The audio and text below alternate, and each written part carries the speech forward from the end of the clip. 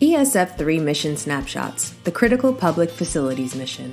The Critical Public Facilities Mission, or CPF mission, is a typical ESF-3 mission that USACE can perform in support to FEMA during Stafford Act events. The purpose of the CPF mission is to provide critical public facilities such as government office space, police stations, fire stations, medical clinics, and school classrooms.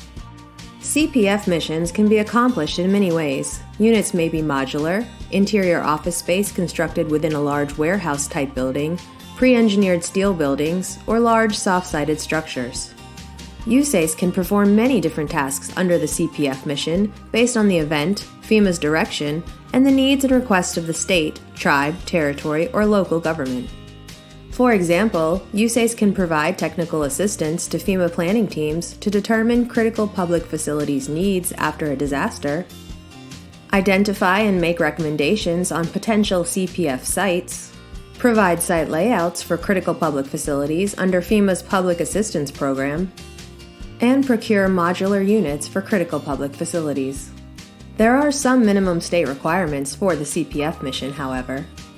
These requirements include site identification, leasing and right-of-ways, assistance with codes and permits, site management, and deactivation or site restoration.